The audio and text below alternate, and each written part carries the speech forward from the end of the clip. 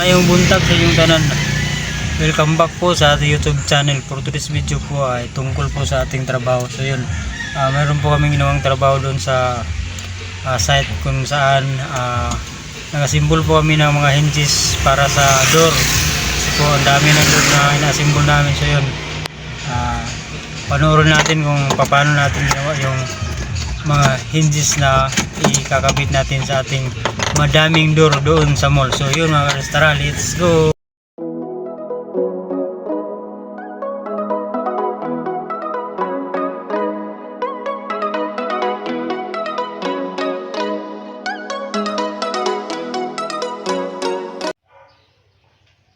Ko po ipapakita sa inyo kung paano natin ginawa or gipabricate yung mga hinges natin na gagawin natin ikakabit sa mga door. Ipapakita ko muna sa inyo yung natapos na natin na trabaho. So yun, ito po wala yung nung nakaraang video ko na spiral na hagdanan. So ito na yung itsura niya. Natapos na po siya at yan, kulay black yung color niya. Saka yan, makikita nyo, simple lang. Yan po, natapos na. Tapos nakapintura po siya sa ilalim, kulay puti po. Tapos yung loob po ng bahay, kulay yellow po yung kulay niya. So yun po ang nangyari sa ating trabaho. So yun po mga karms, ang ating spiral hagdanan na natapos na po natin.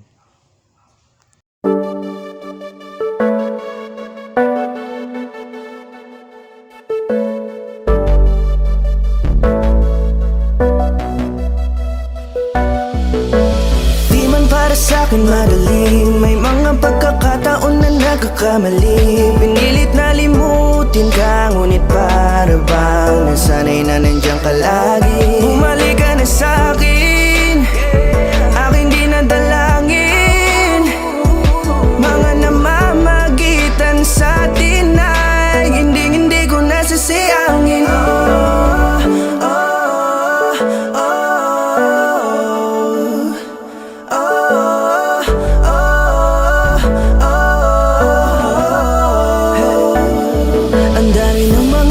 Na nasayang, halos lahat ay akin ang isinalang-alam para sa.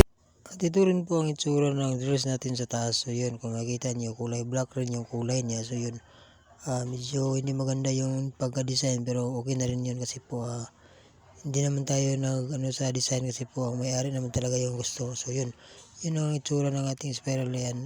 Paikot siya, so dito tayo sa taas, binibidyo natin, ganyan yung itsura niya. So yun mga po yung ating ginawang spiral na hagdanan dito sa ating trabaho. Yun mga karns, diba? Simple lang.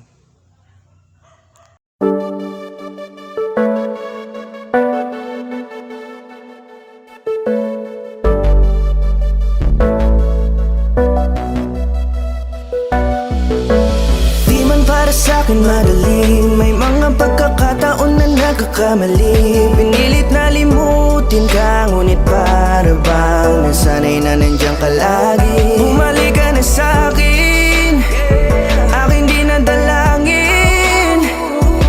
Mga namamagitan sa atin.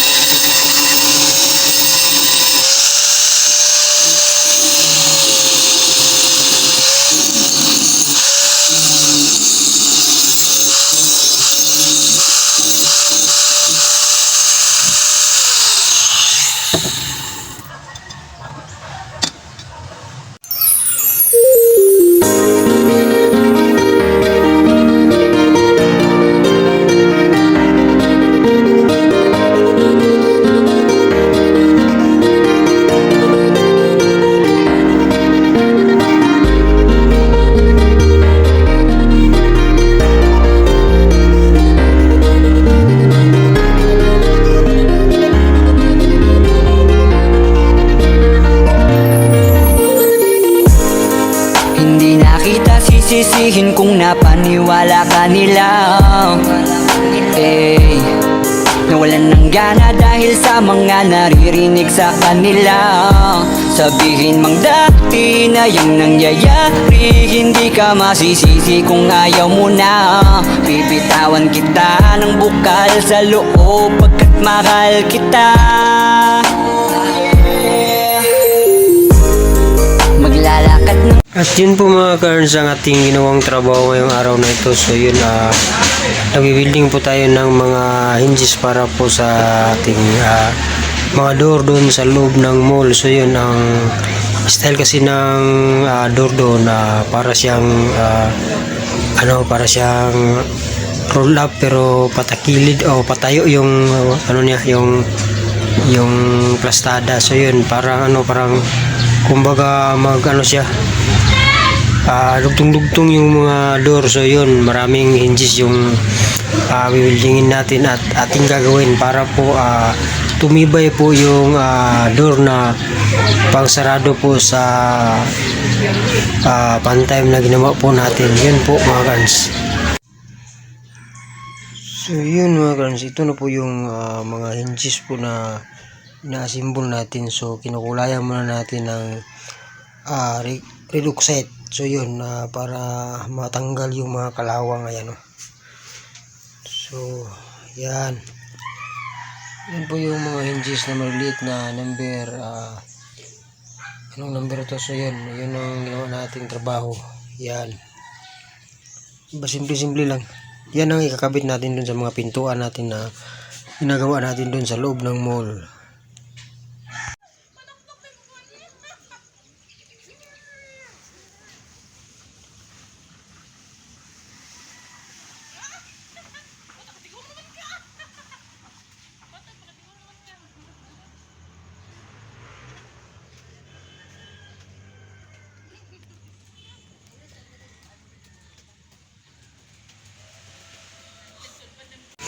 Hello po mga girls, gabi na po. So yun, ready na naman tayo kasi po overtime tayo ngayon. So yun, dito po ngayon sa tabing kalsada.